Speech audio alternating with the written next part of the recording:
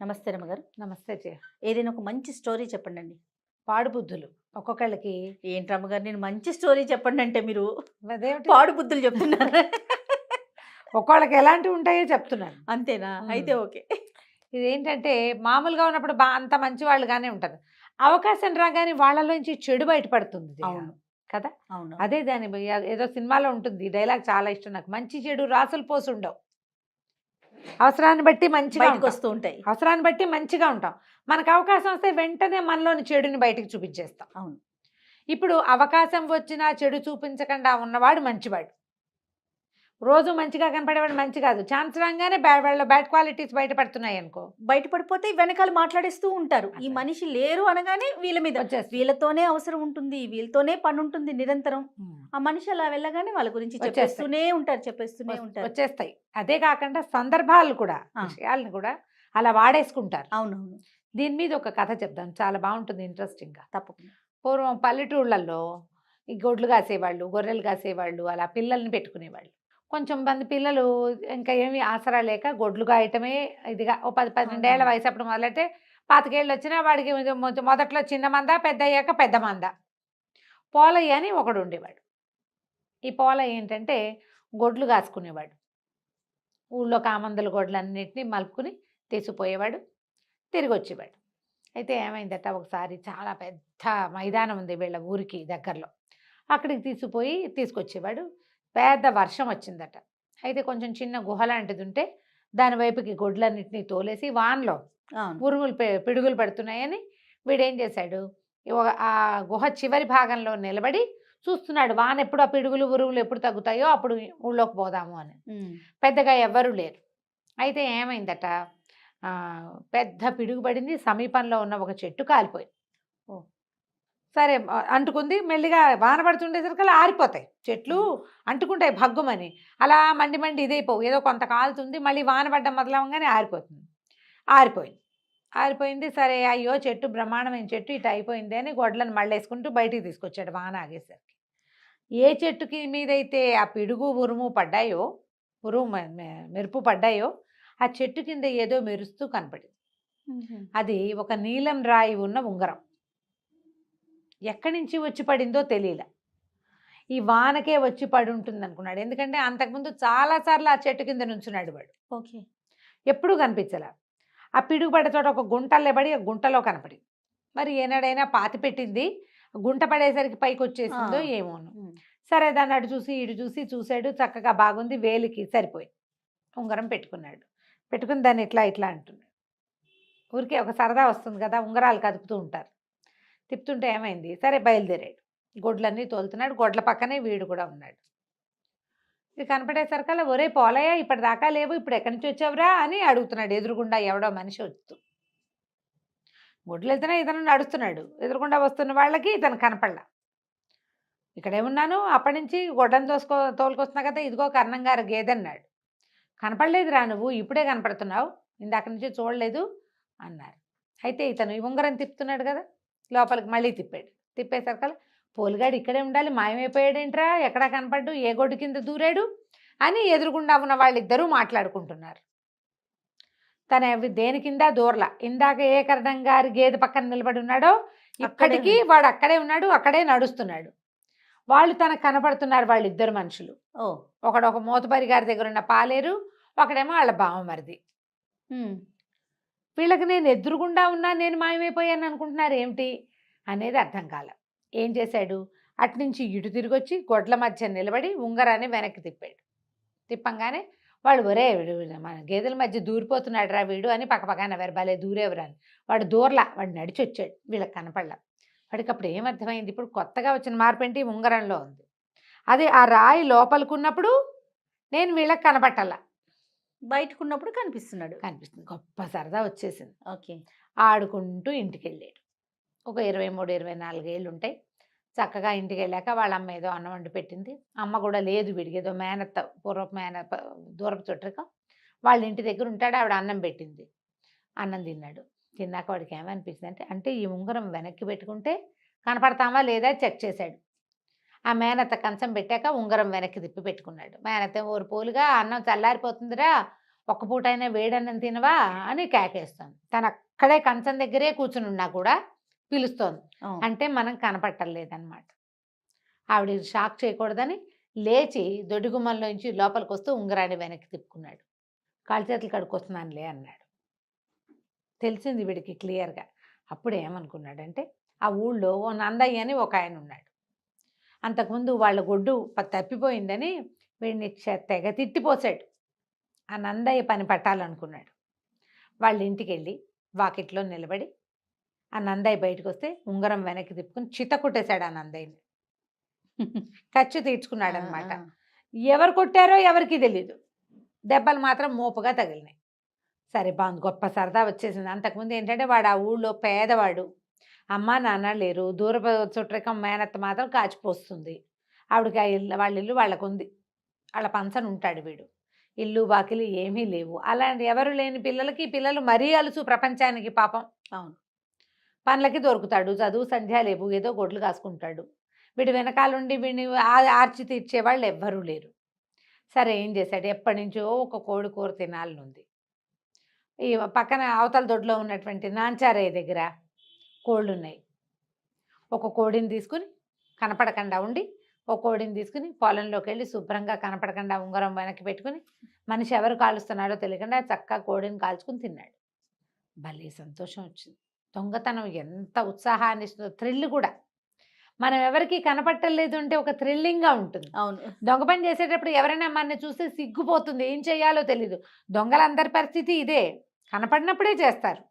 కనపడేటప్పుడు ఇలాంటి వేధవ పని చేయగలమా? అవును, చేయలేకపోతాం కదా. కానీ వీడికి ఏమనిపించిందంటే ఇవి గొడ్లు కాసుకోవటము, వాళ్ళు వీళ్ళు ఇచ్చే అన్నాలు కూరల మీద ఆశపడ్డము, పావలా 10 పైసలు దాచుకునేందుకు కూడా ఓ అల్మర్ లేదు, బీరువా లేదు, ఎందుకు వచ్చిన బతుకు. హాయిగా ఏం చేద్దామంటే ఇక గొడ్లు తోలటం మానేశాడు. నా కొట్లో బాగుండేది, నేను తోలని చెప్పేసాడు వాళ్ళకి. ఈ చెరువు దగ్గర కనపడే ఆడవాళ్ళకి చూసి ఉంగరం వెనక్కి తిప్పుకోవటం, వాళ్ళ మెళ్ళ నుంచి గొలుసు లాగేసుకోవటం. ఇంతే. ఊళ్ళో అందరినీ ఏడిపించుకుతున్నాడు. ఎవరు లాగుతున్నారో తెలీదు, ఎవరో కనపడరు. వీడని ఎవరికీ తెలీదు. ఏ కోడినో ఏ మేకనో వాళ్ళు ఏదైనా వంట చేసి పెట్టుకుంటే వెళ్ళి వాళ్ళ ఇంట్లోకి వెళ్ళి అన్నం తినేసి వచ్చేవాడు కడుపు నిండా. ఎవరింట్లో నుంచైనా మంచి కూర వాసన వస్తే వాళ్ళ ఇంట్లోకి వెళ్ళిపోవటం. వీడికి అవకాశం దొరికింది. మరి వీడు అదృశ్యంగా ఉండే అవకాశం ఉంది, ఆ ఉంగరంలో ఉంది మహత్యం అంతా. హాయిగా కడుపు నిండా తినేసేవాడు, చేతికి అందిన డబ్బులు నగలు వస్తువులు తెచ్చుకునేవాడు, సుఖంగా జీవించడానికి అలవాటు పడ్డాడు. వీడు ఏ పని చేయకపోయినా వీడికి డబ్బులు ఎక్కడి నుంచి వస్తున్నాయి అని వీడిని పట్టించుకునే పరిస్థితి ఎవరికీ లేదు ఆ ఊళ్ళో. చేస్తే పని చేసేవాడు. ఆ మేనత్ ఒకతే, వదిలే నేను తిన్నానంటే ఎవరి దగ్గర పని చేశాడో అన్నం తిని వచ్చాడు అనుకునేది.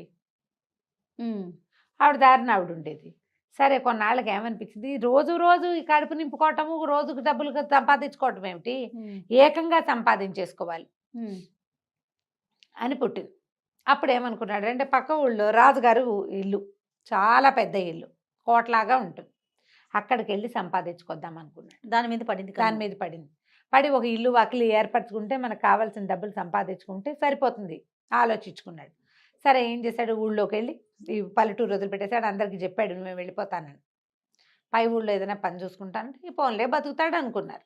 వీడు ఆ ఊరు వెళ్ళి ఓ ధర్మసత్రం దగ్గర ఒక ఇల్లు తీసుకున్నాడు. ఆల్రెడీ వీడికి దగ్గర కొంత డబ్బులు ఉన్నాయి కదా.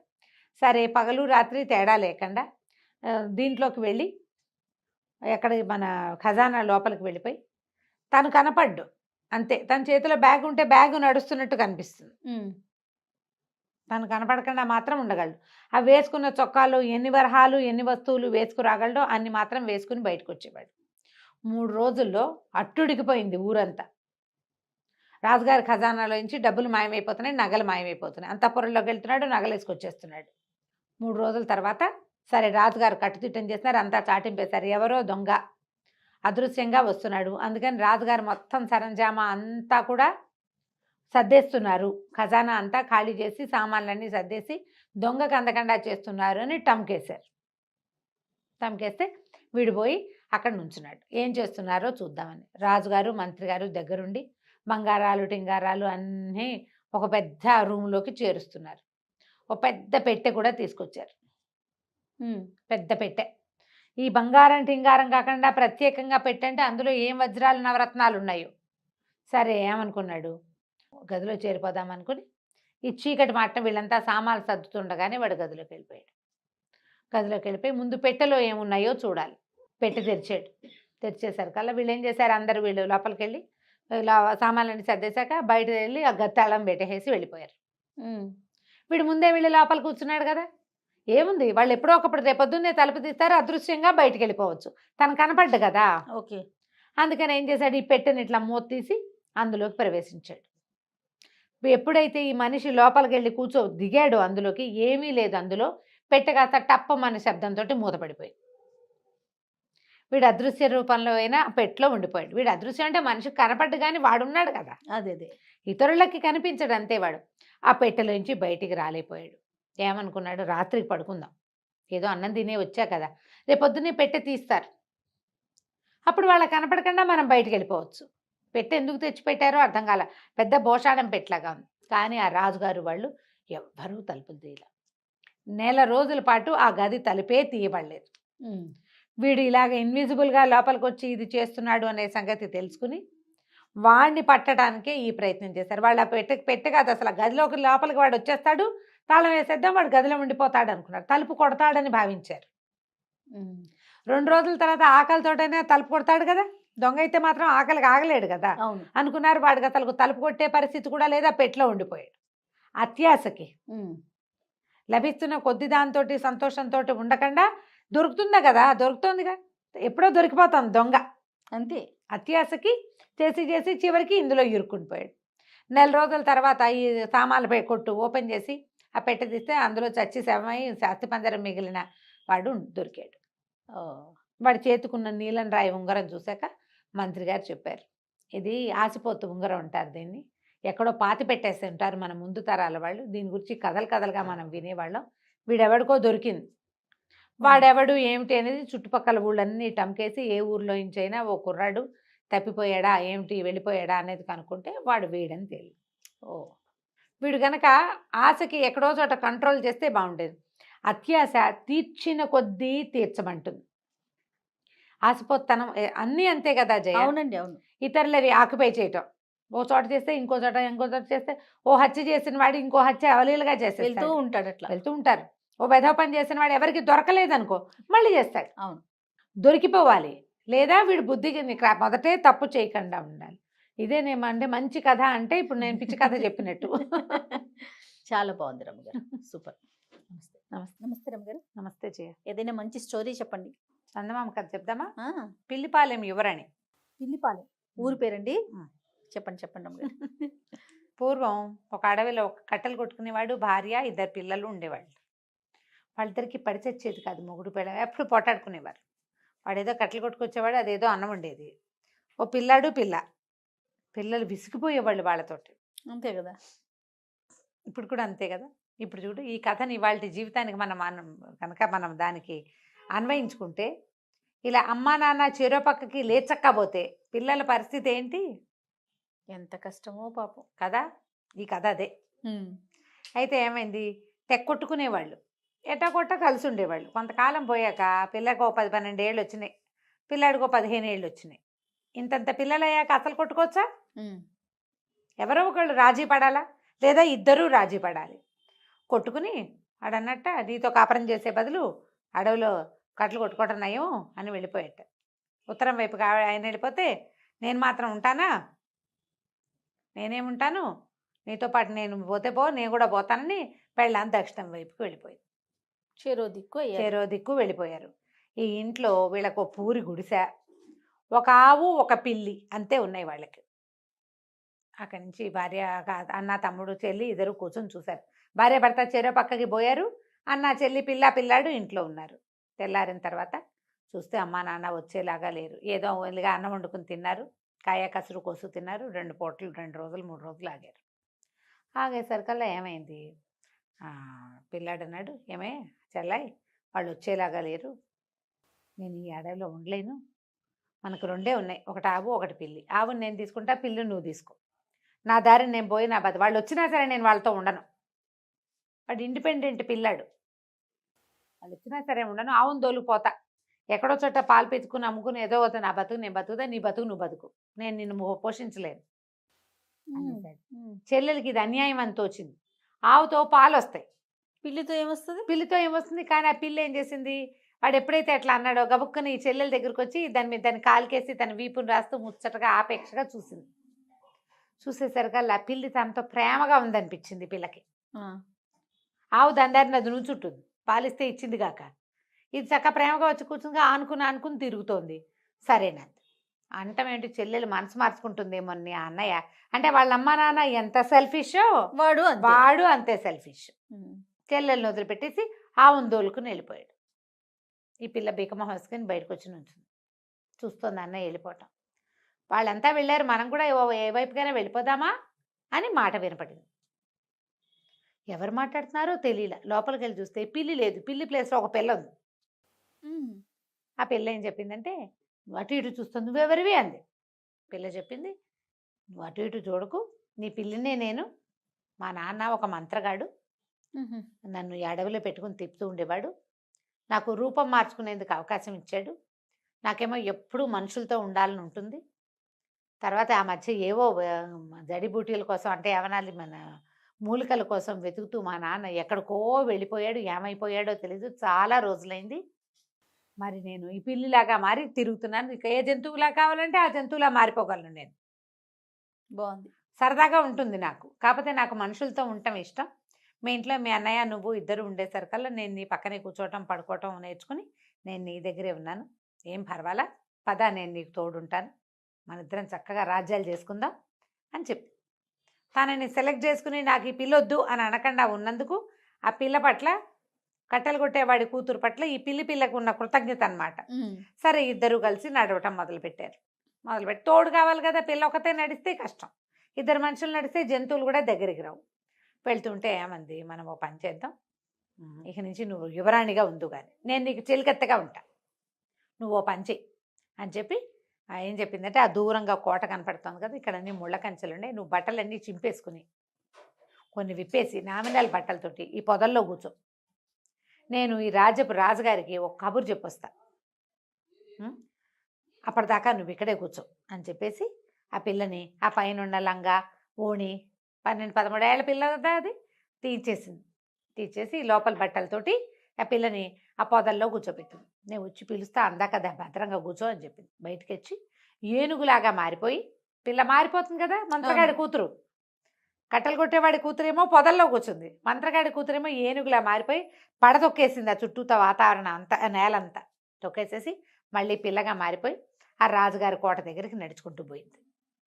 పోయి సైనికుడితో చెప్పింది, రాజుగారిని కలవాలి, మా యువరాణి మేము వాక్యాలకి ఎటో బయలుదేరితే దొంగలు దోచుకున్నారు, యువరాణి పొదల్లో కూర్చుంది, మాకు సహాయం కావాలి, అందుకోసం వచ్చాను, పిల్లిపాలెం యువరాణి గారి చెలికత్తెని అని చెప్పి.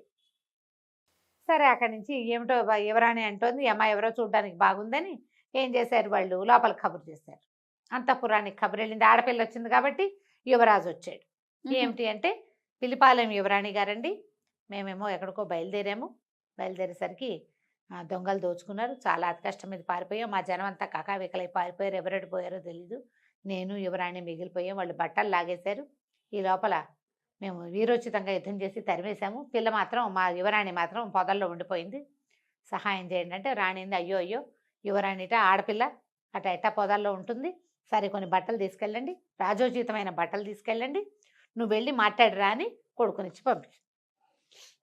యువరాజు వచ్చి చూసి, అబ్బో ఇదేదో చాలా పెద్ద యుద్ధం జరిగింది, ఏనుగు తొక్కేసింది కదా, ఏనుగు తొక్కిడేటా ఉంటుంది, చాలా పెద్ద యుద్ధం జరిగింది, బోళంత పెద్ద యుద్ధం జరిగిందండి, మా వాళ్ళు కొంతమంది చనిపోయారు కూడా, మిగిలిన వాళ్ళు వాళ్ళని మోసుకుపోయారు అన్నది. సరే బట్టలు తీసుకెళ్ళి యువరాణి, ఈ అమ్మాయి ఏం చేసింది, మీరు ఇక్కడ ఉండండి నేను వెళ్తానండి, బట్టలు పుచ్చుకుని ఆ పొదల లోపలికి వెళ్ళి అక్క అని కేకేసి బట్టలు వేసేసుకో అని చెప్పి మంచి బట్టలు తొడిగించింది. పిల్ల కొంచెం చూడ్డానికి బాగుంటుంది, 13 ఏళ్ల పిల్ల అంటే కొంచెం నైస్ ఉన్నబడిపోయింది అప్పటికే పిల్ల. బట్టలు వేసేసుకో, నువ్వెవరైనా అడిగితే పిల్లిపాలెం యువరాణినని చెప్పు. కట్టెలు కొట్టేవాడి కుదిరి భయం వేసినమ్మో, యువరాణిలాగా ఉండటం ఏమిటే నీ దుంపదేగా, నాకు తెలియదే అట్లా ఎట్లా ఉండాలంటే, ఏం పర్వాలా నువ్వు ఎలా ఉంటే అలా ఉంటే, మా ఊళ్ళో అంతే అని చెప్పు, పిల్లిపాలెంలో అంతే అనాలి అని చెప్పింది. అంతే. అక్కడి నుంచి బయటికి తీసుకొచ్చింది. యువరాజు ఆశ్చర్యపడిపోయి, ఎంత బాగుంది అని, ఇంతకీ మీరు ఎక్కడికి బయలుదేరారు అనగానే పిల్ల ఏడవటం మొదలుపెట్టింది. ఎక్కడికి బయలుదేరారో ఏం చెప్తుంది, వెంటనే ఈ చెలికెత్తుందిగా మంత్రగాడి కూతురు, అది అందుకొని, ఇప్పుడు ఏం అడగద్దండి, చాలా డిస్టర్బ్ అయిపోయింది యువరాణి, దిగులు పడిపోతోంది. అసలు ఇంటికెళ్ళే దారి కూడా ఆవిడే మర్చిపోయింది, నేను మర్చిపోయాను.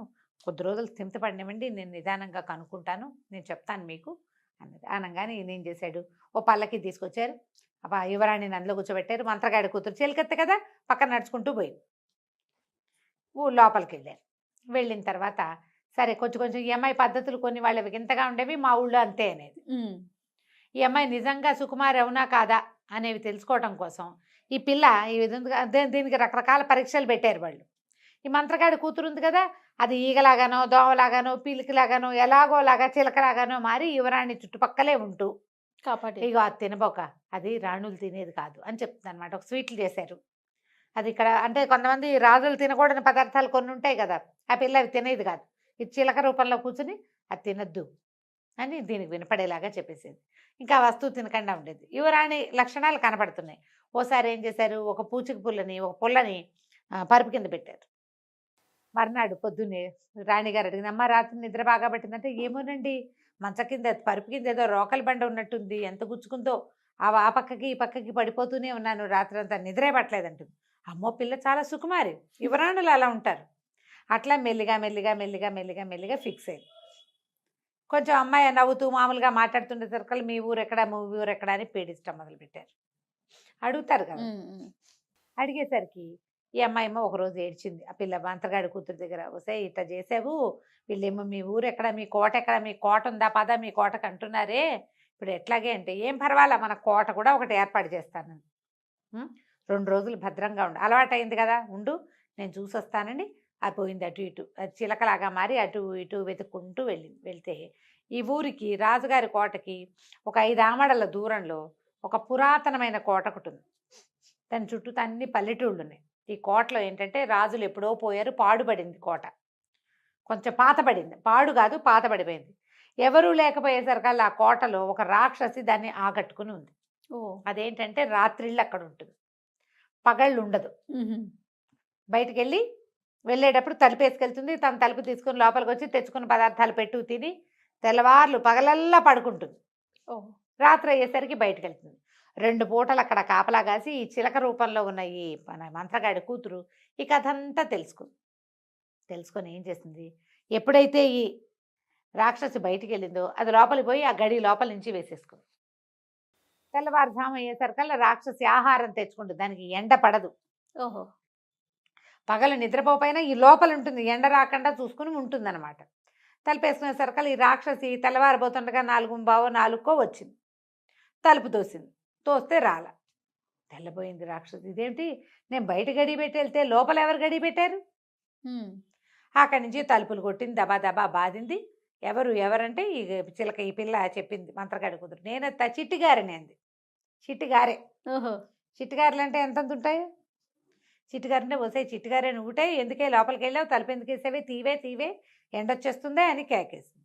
ఎండ రావడానికి ఏముంది లేదు, నా సంగతి వినవా, నా కథ విన్నాక తలుపు తీస్తా. సరే ఏమిటి కథ అంటే, నేనేమో మొదట పప్పుని, నేను గింజని, నన్ను దంచారు, చెరిగాక నానబెట్టారు, తర్వాత పొట్టు తీశారు, ఆ తర్వాత రుబ్బారు, రుబ్బి రుబ్బి రుబ్బి రుబ్బి అని చెప్తే సర్కాలు నువ్వు నీ రుబ్బుడు తగలయ్యా, ఆపవే కథ తలుపు తీవేను, చీచి నా కథ డిస్టర్బ్ చేసావు, ఉండు అసలు నేను సంగతి చెప్పాలని మళ్ళీ స్టార్ట్ చేసింది. నేనేమో మొదటి గింజని, నన్నేమో దంచారు, నన్నేమో చెరిగారు, నన్నేమో ఆ తర్వాత నానబెట్టాక పొట్టు తీశాక రుబ్బి రుబ్బి రుబ్బి అని చెప్పడం వల్ల రుబ్బడంలోనే ఉంది. వసే నీ కథ ఎప్పటికీ అవదేమిటే అనగా నన్ను డిస్టర్బ్ చేసావు, నేను మొదటి నుంచి చెప్తాను మళ్ళీ మొదలు. ఇక ఎన్నిసార్లు చెప్పిందో, నేను మొదటి గింజని దగ్గర స్టార్ట్ చేస్తుంది. ఈ లోపల ఏమైంది, ఓ పక్కన అదేమో ఎండాకాలం, శీతాకాలం అయితే సూర్యుడు నిదానంగా వస్తాడు, మంచి ఎండాకాలంలో ఏమవుతుంది, రావడం మొదలు వెలుగొచ్చేస్తాం. సూర్యుడు రావడం మొదలెట్టేసరికి కేకలు పెట్టింది, అరిచింది, బతిమాలింది, భంగపడింది. ఏం చేసినా వసే చిట్టిగారే ఆ తలుపు తీవే, బంగారు పిల్లవు కదా నువ్వు, నీకు కనకపు సింహాసనం చేయిస్తానే, లోపల బోళ్ళని వజ్రాలు వైడూర్యాలు ఉన్నాయి అవన్నీ ఇస్తానే, తలుపు తీవే అని బతిమలాడి చచ్చిన ఆ కోట తలుపు మాత్రం తీయలేదు. ఇంతలో బాగా ఎండ సూర్యుడు కనపడేసరికల్లా ఈ నుంచున్న రాకాసంతా ఇట్లా కరిగి ప్రవహించేసి ముద్దలా తయారైంది, బూడిదైపోయింది. అది ఎండ పడితే బతకదు. పూర్తిగా గొడవ బయట సందడంతా సమసిపోయాక అప్పుడు తలుపు తీసి చూస్తుంది. చూస్తే ఇంకేముంది, మొత్తం పెద్ద బూడిద గుట్టుంది. ఇదేం చేసింది, లోపల నుంచి చెంబులతో బిందెలతో నీళ్లు తెచ్చి మొత్తం నీళ్ళన్నీ దిమ్మరించి ఆ బూడిదంతా తడిపేసేసి మట్టిలో కలిపేసింది. కలిపేసేసి బార్లా తలుపు తీసిపెట్టింది కోటకి. అక్కడి నుంచి కోటలో అక్కడక్కడ ఉన్న రకరకాల గంటలు అవి ఇవి వెళ్లాడేసి ఉన్నాయి. లోపల బోల్డ్ అంత సంపద ఉంది. ముందున్న సంపదే కాకుండా ఈ రాకాసి ఏర్పరిచి పెట్టిన సంపద కూడా బోల్డ్ అంత ఉంది. అంటే అది బయటికి వెళ్ళి చుట్టుపక్కల ఉన్న గ్రామాలు ఉన్నాయి కదా, దానికి ఆనుకుని దాంట్లోకి ఎవ్వరూ రావటం లేదు. ఈ రాక్షసు వల్ల రాకాసి భయం ఉంటుంది కదా, అందరికీ పోయి చెప్పొచ్చింది. ఈ పిలిపాలెం అని కోటకు పేరు పెట్టాం, పిలిపాలెం యువరాణి గారు పెళ్లి చేసుకోబోతోంది, మీరంతా తలా ఒక పని చేసి కోట అంతా శుభ్రం చేయండి, మీ యువరాణి వస్తే మీ జీవితాలు బాగుపడతాయి అని ఊళ్ళో అందరికీ చెప్పింది. గంటలు మోగుతున్నాయి కాదు, లోపల ఒక గుడి కూడా ఉంది. ఆ గుడి తలుపు తీసి ఆ గుడిలో గంటలు కూడా కొట్టింది. అక్కడి నుంచి ఊళ్ళో జనం అంతా వచ్చిపడి మొత్తం కోటంతా శుభ్రం చేస్తారు. యువరాణి వస్తుంది, ఆ వారసులు ఎవరో ఉన్నారు, వారసురాలు వస్తుంది, అందుకని అంతా శుభ్రం చేశారు, ఎక్కడొక్కడ సరి చేశారు. ఈ అమ్మాయి కొంచెం దగ్గరుండి అది పని చేయించింది. ఆ ఊళ్ళో ఒక పెద్ద మనిషికి నగలు నాణ్యాలు ఉన్నవన్నీ, ఇవన్నీ మీ యువరాణి సంపద, మిమ్మల్ని బాగా చూసుకుంటుందని చెప్పి వాడి చేతులు పెట్టింది. అక్కడి నుంచి చిలకలాగా మారి ఎగురుకుంటూ వచ్చేసేసి మంత్రగాడికి, అదే మన కొట్టలు కొట్టేవాడి కూతురు చెప్పింది, నువ్వు పిలిపాలెం యువరాణివి, నీకు పిల్లిపాలెం కోట కూడా సిద్ధమైంది, నీకు వచ్చిన భయమేమీ లేదు, మీ ఇల్లు ఎక్కడ అంటే తీసుకెళ్ళి చూపిద్దాం, పెళ్లి చేసుకుంటానంటే చేసుకుందు కానీ అన్నది. ఇంతలో రాజకుమారుడి పిల్లని చేసుకుంటానన్నాడు. ఈ అమ్మాయికి తెలుసు రాజకుమారుడు ఎంతసేపు వచ్చి చూస్తూ ఉండేవాడు, అబ్బాయిలు చూసే చూపులు ఆడపిల్లలకు తెలియకుండా ఉండవు. చేసుకుంటానంటే రాజుగారు రాజు రాణి అన్నారు. ఒరే పెళ్ళైతే మనకు దొరికింది, బాగుంది, చెలికత్తుంది, వాళ్ళ ఇల్లు వాకిలి ఊరు వాడు మనకేమీ తెలియదురా అంటే, ఈ పెళ్ళబోయి ఏం చెప్పిందంటే, ఎందుకు తెలియదండి, ఇక్కడికి 5 ఆమడ్ల దూరంలో ఉంది, మేము షాకు గురై మర్చిపోయాము, ఇప్పుడు గుర్తొచ్చింది, మా దారంతా మా రోడ్డంతా బాగున్నాయి, కావాలంటే ఎవరైనా పంపించండి, మీ చిన్న అబ్బాయిని పంపండి, తీసుకెళ్ళి చూపిస్తానని రాజుగారు చిన్న కొడుకుని వెంటేసుకుని తీసుకెళ్ళి చూపించింది. కోటలో మరమ్మతులు జరుగుతున్నాయి, పెళ్లికి సిద్ధమవుతోంది, కొంత మటుకు శుభ్రపడిపోయింది, చక్కగా ముత్యాల తోరణాలు, లోపల పెద్ద గుడి. ఇన్ని చూసేసరికల్లా రాజకుమారుడు ఆశ్చర్యపోయాడు. ఓ ఇదంతా మీ యువరాణిదేనంటే, కావాలంటే నాది కూడాను, మేమిద్దరమే దీనికి వారసులమని చెప్పి చెప్పేసరికల్లా వాడి ఇంటికి పోయి, అమ్మ దీన్ని పెళ్లి చేసుకుంటాను నేను, వాళ్ళది పెద్ద కోట అని చెప్పంగానే రాణిగారు సంతోషించి, పెద్దమ్మాయినేమో మంత్రగాడి కాదు కట్టెలు కొట్టేవాడి కూతురునేమో పెద్ద కొడుక్కి, మంత్రగాడి కూతురునేమో చిన్న కొడుక్కి పెళ్లి చేసి ఈ పిల్లిపాలెం యువరాణిని ఆవిడ చెలికత్తని పిల్లిపాలెనికి పంపించారు. చక్కగా కోటను సొంతం చేసుకుని హాయిగా ఉన్నారు. ఇది ఒక ఇంగ్లీష్ కథకి అనువాదం నేను అనుకోవటం. ఒక అబ్బాయికి పిల్లి దొరుకుతుంది, ఆ అబ్బాయితో పిల్లి ఏం చేసింది, క్యాట్ ఇన్ పుస్సీ ఇన్ బూట్సో ఏదో కథ ఇలా రాశారనమాట. ఇంచుమించు 69 ఆ ప్రాంతంలో రాయబడిన కథ. ఓకే, టైటిల్ చాలా బాగుంది. ముందు పిల్లిపాలెం యువరాణి. రైట్ రమ్ గారు, నమస్తే. నమస్తే రమ్ గారు. నమస్తే జయ. రమ్ గారు, ఏదైనా మంచి స్టోరీ, బేతాళ కథ చెప్తామా? సూపర్, చాలా ఇంట్రెస్టింగ్ గా ఉంది జయ ఈ కథ మాత్రం. జనరల్ గా బేతాళ కథలు చాలా బాగుంటాయి కదా. అవునవును, అసలు ఇది భలే సబ్జెక్టు. ఓకే, చాలా బాగుంది. పట్టుబదలని విక్రమార్కుడు మళ్ళీ శ్మశానం లోపలికి నడిచాడు, చెట్టు ఎక్కాడు, కళేబరాన్ని భుజాన్ని వేసుకున్నాడు, నడుస్తున్నాడు. శవాన్ని ఆశ్రయించుకుని ఉన్న బేతాళుడు ఇలా చెప్పడం మొదలుపెట్టాడు. మార్గాయాసం తెలియకుండా ఓ కథ చెప్తానని. పూర్వకాలంలో యమధర్మరాజు, యముడు భూలోకంలో పుట్టాడు. భూలోకంలో ఎందుకు పుట్టవలసి వచ్చింది, మాండవ్యుడు అనే మహాముని ఒక చోట తపస్సు చేసుకుంటూ ఉంటే ఆయన పక్క నుంచి కొంతమంది దొంగలు పరిగెత్తి పారిపోయారు. ఓకే, ఆయన చూడలేదు. అయితే వాళ్ళు వెళ్ళిపోతుంటే వాళ్ళ చేతుల్లో నుంచి డబ్బు మూట కొంత ఈయనున్న ప్రాంతంలో పడింది. ఈయన్ని కూడా దొంగగానే భావించి రాజభటులు ఆయన్ని పట్టుపోయారు. రాజుగారు దొరికిన దొంగలందరికీ కొరత విధించాడు. ఆ దొంగల్లో ఈ మాండవి మహాముని కూడా ఉన్నాడు. మాండవ్యుడిని కూడా కొరతేశారు. కొరతేస్తే కొరత వేయటం అంటే చాలా భయంకరమైన శిక్ష. ఇట్లా పొడుగాటి శూలం ఉండి శూలంలోకి ఇలా దింపేస్తారు పైనుంచి మనిషి లోపలికి. నిదానంగా కిందకి వెళ్తూ ఒక రోజున్నర పడుతుంది ప్రాణం పూర్తిగా అవడానికి. అపరిమితమైన నరక బాధను అనుభవిస్తారు. ఈ నరకాన్ని అనుభవించి మరణించిన మాండవి మహాముని యమధర్మరాజుని అడిగాడు, నాకు ఇలాంటి మరణాన్ని ఎందుకు ఇచ్చావు, నేను ఏ తప్పు చేయలేదు, పైగా నేను మునిని, అంటే నువ్వు చిన్నప్పుడు తూనీగలకి రెక్కలకి ముళ్ళు పెట్టి ఆడేవాడివి, ఆ తూనీగా అనుభవించిన హింస నువ్వు కూడా అనుభవించాలి, నీ శాసనం అది అనేసరికల్లా మాండవి మహాముని అన్నాడు, 10 ఏళ్ల వరకు బాలప్రాయం ఏం చేసినా పసిబిడ్డ భగవంతుడితో సమానం కదా, వ్యక్తత తెలియక ముందు చేసినవి ఏ పాపాలు గణించకూడదు, అది కదా శాస్త్రం, ధర్మశాస్త్రం ఒప్పుకుంటుంది. అయినా కూడా నాకు ఇలాంటి క్రూరమైన మరణాన్ని ఇచ్చావు నువ్వు, నీకు మనుషులు చేస్తారు ఇట్లా, దేవతలు చేయకూడదు ఇట్లా, మనుషులు చేస్తారు, మానవ జన్మ ఎత్తు 100 ఏళ్ల పాటు అని శపించాడు. యముణ్ణి ఈయన శపించాడు. 100 ఏళ్ళు కొన్నేళ్ళు, కొంత సంవత్సరాలు. అదేలేండి. మాండవ్య మహాముని శాపాన్ని అనుసరించి ఈయన మహాభారత కాలంలో విదురుడుగా జన్మించాడు. బాగుందిగా. ఈయన విదురుడుగా జన్మించిన కాలంలో ఆర్యముడు అనే ఒక దేవుడు ఈ యమధర్మరాజుగా ఉండేవాడు. ఈయన విదురుడుగా జీవితాన్ని చాలించుకున్న తర్వాత వెనక్కి వెళ్ళాడు. అక్కడ ఏం శిక్షలు ఆగల, ఈయన ఇక్కడ పుడితే అక్కడ ఇంకోళ్ళు ఉన్నారు, ప్రాక్సీ ఆర్యముడు ఉన్నాడు. అయితే ఆర్యముడు ఏం చెప్పాడంటే, పదవి నుంచి మళ్ళీ వెళ్ళిపోతా అంటే ఈయన లేనంతకాలం ఆయన పనిచేసి వెళ్ళిపోతూ, ఎంతమంది పాపులకో శిక్షను వేశానన్నా, కానీ ప్రతివాడు మా ఆవిడ వల్ల తప్పు చేశా, ఆ అమ్మాయి వల్ల తప్పు చేశా, ఈ స్త్రీ వల్లే ఈ పాపం చేశానని చెప్తున్నారు, స్త్రీలే కారణంగా కనపడుతున్నారు మానవుల పాపాలకి అని చెప్పాడు. ఈ అమ్మాయి వల్లే నేను చేశాను అని చెప్తున్నారు.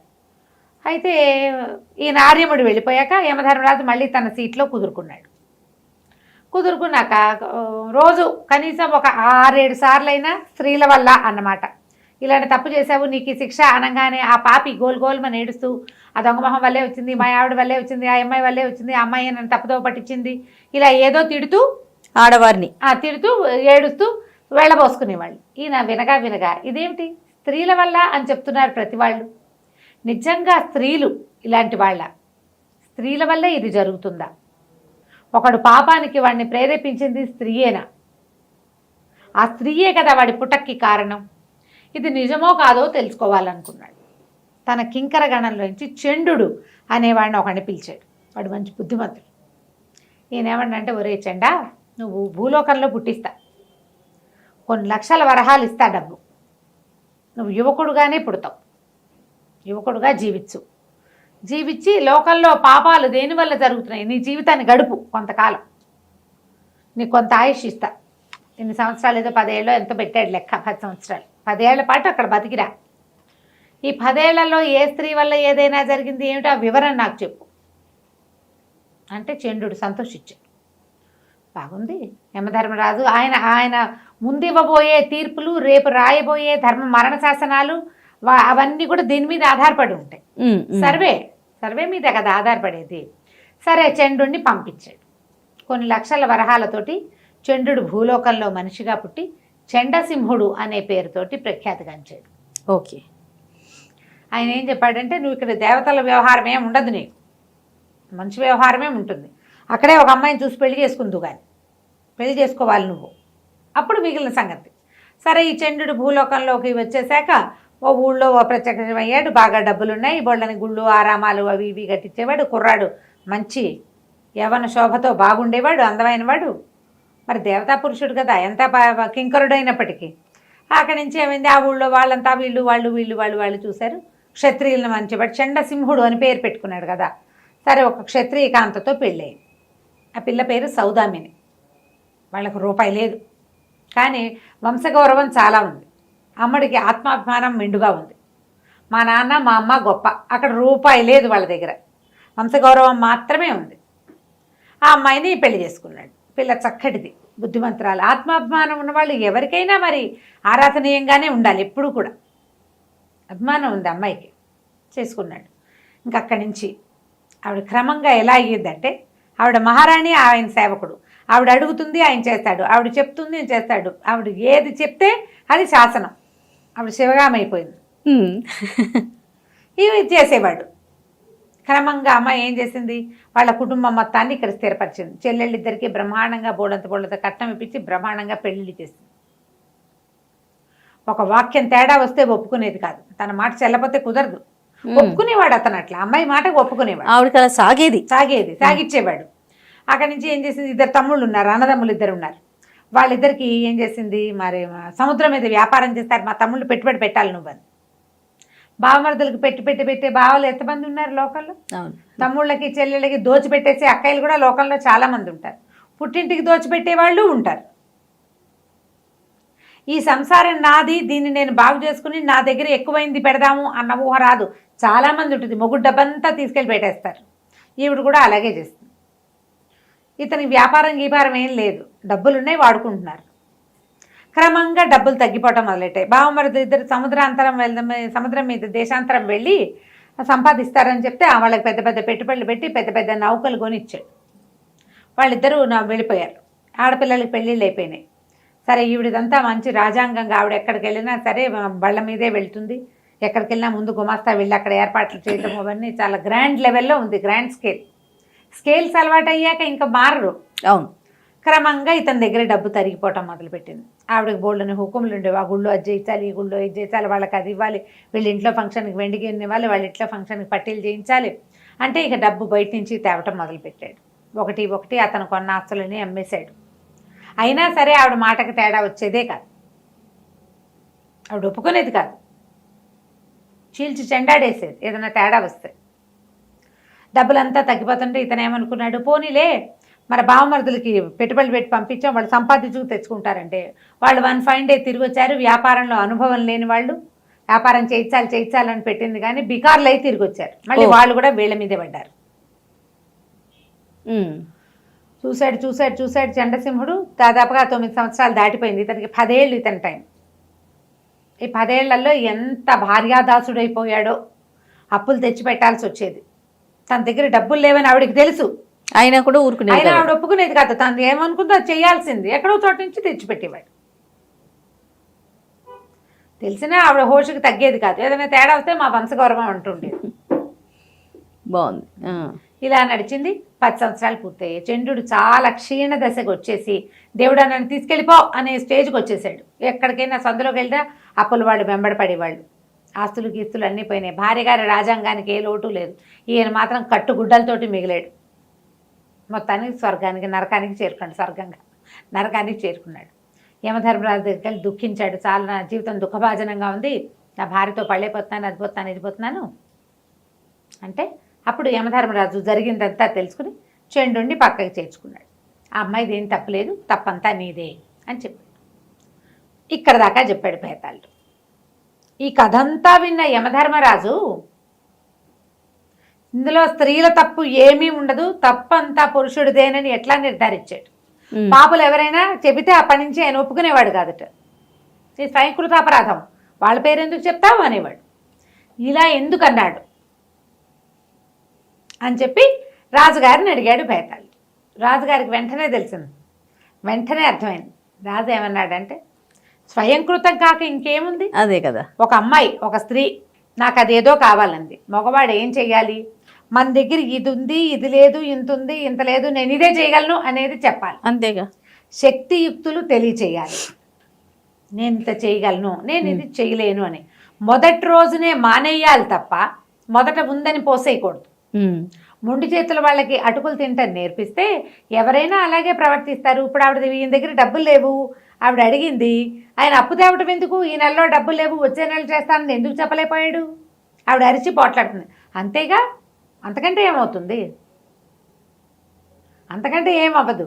ఆమెను డిస్ప్లేస్ చేయడం ఇష్టం లేకపోవటం అనేది ఈయన దానికి వ్యామోహం, ఆయన పిచ్చి, ఇతని పిచ్చి, భార్య వ్యామోహం, వీక్నెస్ అంతే. భార్యల్ని కాదని లేకపోవటం, వాళ్ళ నసకి, వాళ్ళ గోలకి ఒప్పుకోవటం. ఒక చెంపకాయ కొట్టమని చెప్పరు ఎవరు, విక్రమార్కుడు కూడా చెప్పలే. మామూలుగా మనం ఏం చెప్తాం, 2 పీకండి వాళ్ళే వింటారు అని చెప్తారు. కానీ ఆయన అట్లా చెప్పలే. నో అండని నేర్పించాలి, నో తీసుకోవడం నేర్పించుకోవాలి. ఎవరికైనా సరే నువ్వు అలవాటు చేస్తే అలవాటే అవుతుంది.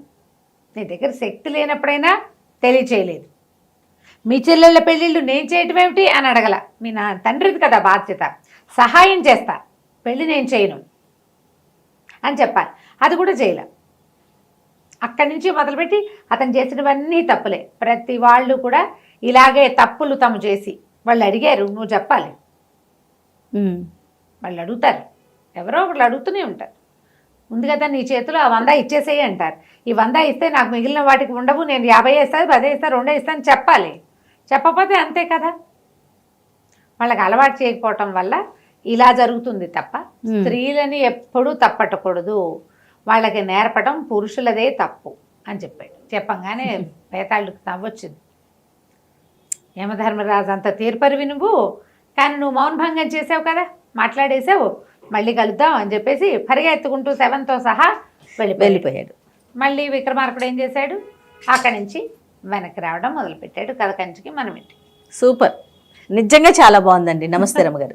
నమస్తే రమ్మగారు. నమస్తే జయ. రమ్మగారు, ఏదైనా మంచి స్టోరీ చెప్పండి అండి. పిల్లల కథ చెప్దామా? పిల్ల కథ పిల్ల కథ పిల్లల కథ పిల్ల కథ అండి. పిల్లల కథ అనుకో. రైట్. ఓ పల్లెటూరులో ఓ తండ్రికి 3 కొడుకులు ఉండేవారు. తండ్రి వెళ్ళిపోతూ ఇల్లు వాకిలి పిల్లలకి అప్పచెప్పాడు. పెద్ద అన్నదమ్ములు 2 ఒక రకంగా ఉండేవాళ్ళు. వాళ్ళు తల్లి ఉన్నాడు, తల్లి ఉంది, తల్లి ఉన్నా కూడా తల్లికి ఇదేమీ లేదు పాపం. వీళ్ళు ఏం చేశారు, ఒరే ఆస్తి పంచుకోమన్నాడు రా నాన్న, ఇల్లు వాకిలి మేమిద్దరం చెరసగం పంచేసుకున్నాం, ఇంట్లో ఏమైనా మిగిలిన ఉంటే నువ్వు తీసుకోమన్నారు. పిచ్చి వెధవ ఆఖరివాడు పాపం. వాడు ఏం చేశాడు, ఆ ఇల్లంతా వెతికి ఇల్లు ఖాళీ చేసేశారు. వీళ్ళు అన్ని సామాన్లు తీసేసుకున్నారు, పంచేసుకున్నారు. వీడికి ఒక తాడు చుట్ట దొరికింది. అది ఎవరన్నా పంచుకున్నారా అని అడిగాడు. పంచుకోలేదు, మాకు అక్కర్లేదు అన్నారు. ఆ తాడు చుట్ట తెచ్చుకున్నాడు బయటికి. ఇది నేను తీసుకుంటానన్నాడు. వీళ్ళు ఏమనుకున్నారు, మనకు దీంతో ఏం ఉపయోగం లేదు, ఏదో ఒకటి చేసుకో, అదే నాన్న నీకు ఇచ్చిన ఆస్తి, అంతే అంతే. వీడేం చేశాడు, వాళ్ళ అమ్మేమో అన్నయ్యల దగ్గరే ఉంటూ ఉండేది, పిల్లాడు ఎప్పుడైనా వచ్చేవాడు. ఈ తాడు చుట్టతోటి చిన్న చిన్న ఉచ్చులు పెట్టి జంతువుల్ని పక్షుల్ని వాటిని పట్టుకునేవాడు. తాడు ఓపెన్ చేసి పెట్టేవాడు. ఉడతలో పిచ్చుకలో కుందేళ్ళు ఏవో పడేవి. అయితే పాపం పడిన తర్వాత వాటిని చంపి తినాలి లేదా అమ్మి తినాలి. వీడికి ప్రాణం ఒప్పేది కాదు ఆ పని చేయటానికి. వాడు ఏం చేసేవాడు, చిన్న చిన్న గూళ్ళు లాంటివి తయారు చేసుకుని ఆ తాళ్ళతోటి అక్కడ ఇక్కడ ఉన్న పుల్లలతోటి వాటిని అందులో పెట్టుకునేవాడు. ఓకే. కొన్నిటిని బాగా గోల పెట్టిన వాటిని వదిలిపెట్టేసేవాడు. ఏదో కాయా కసరు ఎవరైనా పెట్టింది తింటూ ఉండేవాడు. కానీ ఉచ్చులు పన్నటం మాత్రం బ్రహ్మాండంగా వచ్చు వాడికి. ప్రాక్టీస్ అయింది. తాడు చుట్ట ఉంది కదా, ఆ చుట్టతోటే చేసేవాడు. అయితే ఏం చేశాడు, అన్నిటినీ వదిలిపెట్టేసినా వాడి దగ్గర ఒక ఉడత, వాడి దగ్గర ఒక కుందేలు, రెండింటిని మాత్రం ఉంచుకున్నాడు చక్కగా. తర్వాత ఏం చేసేవాడు, ఆ ఊరు ఈ ఊరు తిరుగుతుండేవాడు. ఊళ్ళోనే అంటే అడవిలోనే ఆ పక్కకి ఈ పక్కకి తిరిగేవాడు. ఒక రోజున ఏమీ పడలేదు వాడికి. సరే, దూరంగా ఉన్న చెట్ల మీద బోల్డ్ అని పక్షులు కనపడుతున్నాయి. ఈసారి పక్షులు పట్టుకుని ఎక్కడైనా అమ్ముదాం అనుకున్నాడు. ఆ పక్షులున్న చోటు దగ్గర ఒక పెద్ద చెరువు ఉంది. అక్కడికి ఎవరు వెళ్ళేవాళ్ళు కాదట. వాళ్ళ నాన్న చెప్పేవాడు. కాకపోతే వీడికి ఇప్పుడు నాన్న లేడు కదా, పిల్లాడేదో ఆటకాయితనంగా పోయేవాడు. ఓ 16 ఏళ్ళు ఉంటే 18 ఏళ్ళు వాడికి. వాడు అటు పోయాడు. వెళ్ళి ఏం చేశాడు, ఒక పెద్ద గుహ లాంటిది కూడా ఉంది ఆ చెరువు పక్కన. పెద్ద పెద్ద చెట్లు ఉన్నాయి. ఆ చెట్ల దగ్గర చిన్న చిన్న తాడుని సన్నగా విడదీసి చిన్న చిన్న ఉచ్చులు పెడుతున్నాడు పక్షుల కోసం. వీడి దగ్గర 2 గూళ్ళు ఉన్నాయి కదా, చేత్త పుచ్చుకు తిరుగుతాడు. ఒక దాంట్లో ఓ ఉడత, ఓ దాంట్లో ఓ కుందేలు పడ్డాయి. వాటిని పెట్టుకున్నాడు దగ్గర.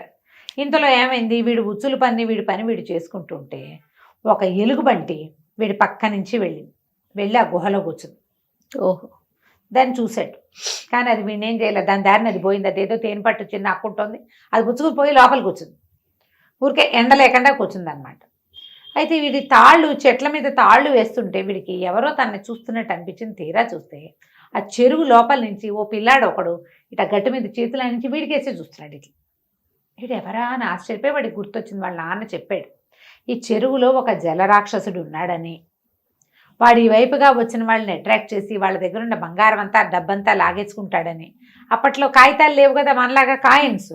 ఆ డబ్బంతా ఆ చెరువులో ఉంటుందని, ఆ చెరువు వాడిది, ఆ ప్రాంతం అంతా వాడి జలరాక్షసుడిది, అటువైపు వెళ్ళిన జంతువులు కూడా వాడిది, అవి తినేస్తారని వాళ్ళు ఇలాంటివి కథలు విన్నాడు.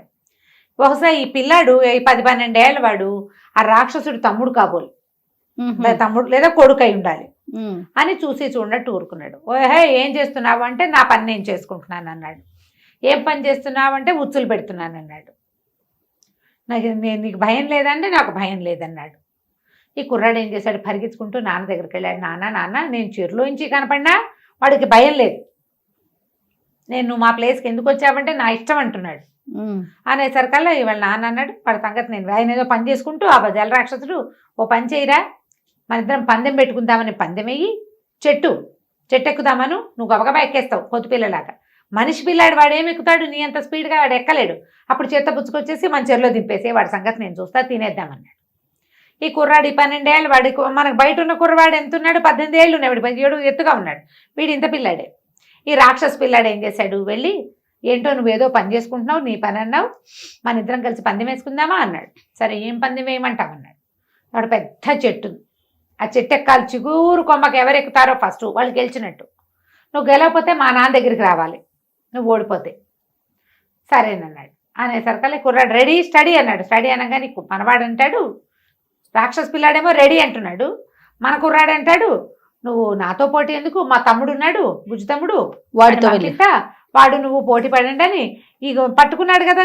కుందేలుని చిన్న కుందేలు కదా ఉడతని ఒక చిన్న దాంట్లో గూడు లాంటి దాంట్లో పెట్టాడు పట్టుకున్న ఉడతని ఆ మూత ఏం కానీ అది పరిగెట్టుకుంటూ ఎక్కిపోయింది దాని వెనకాలే మనుషుల వల్ల అవుతుంది రాక్షసుల వల్ల అవుతుంది ఉడత క్షణంలో చిగురుటాకు ఒక చిగురు కొమ్మ మీద కూర్చుని 4 చూపించింది వీడు సగం చెట్టు కూడా ఎక్కలా ఆ లోపల వెళ్ళబోయాడు మళ్ళీ వెళ్ళాడు నాన్న వాడి దగ్గర తమ్ముట్ట ఎంతే ఉన్నాడు వాడు పరిగెత్తుకుంటూ ఎక్కేశాడు నాన్న క్షణంలో నేను సగం కూడా ఎక్కలేకపోయాను నేను ఓడిపోయాను నాన్న వాడు మన దగ్గరికి రాడన్నాడు ఒరే అలా కాదురా పరుగు పందెం పెడదామని చెప్పు చెట్టు ఎక్కటం వద్దు ఆ చిన్న తమ్ముడు వద్దు ఇంకోడు కావాలని నువ్వు రా అని పిలవమన్నాడు అనేసరికి కుర్రాడు మళ్ళీ వచ్చాడు రాక్షస పిల్లాడు వచ్చి మన ఇద్దరం పరుగు పందెం పెట్టుకుందామా ఎవరు ఫస్ట్ వస్తే వాళ్ళు గెలిచినట్టు సెకండ్ వచ్చిన వాళ్ళు మా నాన్న దగ్గరికి రావాలి సరేనన్నాడు ఇద్దరు రెడీ స్టడీ నుంచోగానే వీడేమన్నాడు నాకు పని ఉంది నేను ఉచ్చులు పెట్టుకుంటున్నా కదా మా ఇంకో బుల్లి తమ్ముడు ఉన్నాడు వాడిని పంపిస్తానని రెండో తీసి రెండో దాన్ని గూట్లో ఇంచి కుందేలుని తీసాడు ఆ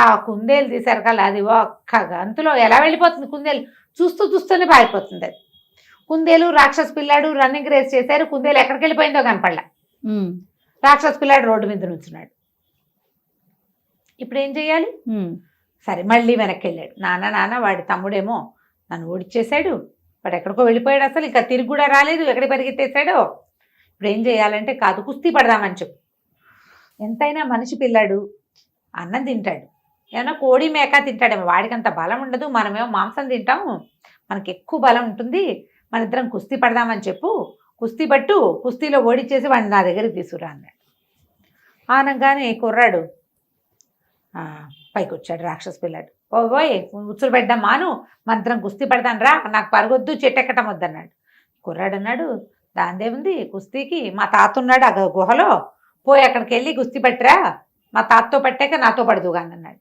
వీడు లోపలికి వెళ్ళి అక్కడ కూర్చుని తేనె పట్టు తింటున్న ఆ భల్లూకాన్ని పట్టుకున్నాడు వీడు వెళ్ళి పట్టుకునేసరికి అది మహాతిక్కలో ఉంటుంది తినేటప్పుడు ఎవరైనా వస్తే తిండి లాక్కుంటారని అనుమానం వస్తుంది దానికి తన ఆహారానికి అవతల వాళ్ళు పోటీ పడుతున్నారనుకుని తుక్కు కింద కొట్టేసింది వీడిని పీకేసింది ఒళ్ళంతా పీకింది రక్కింది నానా గందరగోళం వాడు రాక్షస పిల్లాడు ఎట్టో కొట్టద్దు దాని చేతుల్లోంచి జుట్టు వదిలించుకుని పరిగెత్తుకుంటూ వచ్చి చెరులో పడ్డాడు లోపల పోయాడు నాన్న చావు కొట్టేశాడు వాడి తాత నన్ను చూడు ఇన్ని దెబ్బలు తిన్నాడు అనగా రాక్షసుడికి భయం వేసింది ఒరే వీడి తమ్ముడే చెట్టెక్కేస్తాడు ఓ తమ్ముడు పరిగెత్తేస్తాడు తాత కొట్టేస్తాడంటే వీడికి ఎంత బలం ఉందో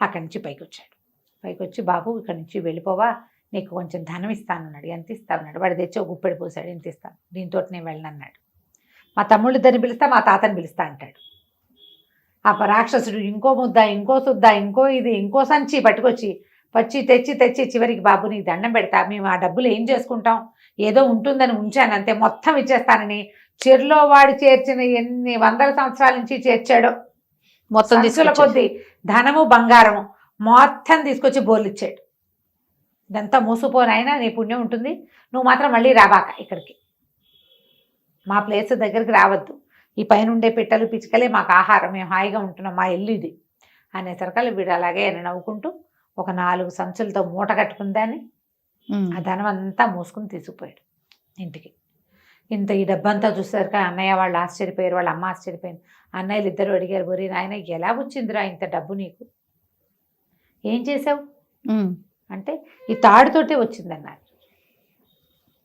తాడుతోటి కదా వచ్చింది అనగానే వాళ్ళేమన్నారు ఒరే నీకు మీ డబ్బుల్లో రూపాయి వద్దు ఆ తాడిచ్చేయి మాకు వాళ్ళు వీడు తెలివి తక్కువ వాడని వాళ్ళ ఉద్దేశం. ఎందుకంటే తమ ఇల్లు వాకిలి పంచుకున్నారు. తమ్ముడు ఒక్క తాడు తీసుకున్నాడు. వాడికి తాడుతోటే ఇంత వచ్చింది, వీడికి పిచ్చి పేదవకే ఇంత వచ్చింది అంటే మంచోళ్ళకి వస్తుంది తెలివైన వాళ్ళకి. ఈ తాడుతోటి ఏదో ఒకటి చేసుకుంటామని తాడు పుచ్చుకుని పోయారు. వీడు హాయిగా వాళ్ళ అమ్మతోటి సుఖంగా ఉన్నాడు. హాయిగా పెళ్లి చేసుకున్నాడు, ఇల్లు వాకిలి పొలం పుట్ర కొనుక్కున్నాడు, చక్కగా చిన్న సైజు జమీందారుగా ఆ ఊళ్ళో స్థిరపడ్డాడు. వాళ్ళ అన్నయ్యలు మాత్రం మళ్ళీ కనపడలా. కథ కంచికి మనం ఇంటికి. నమస్తే. నమస్తే.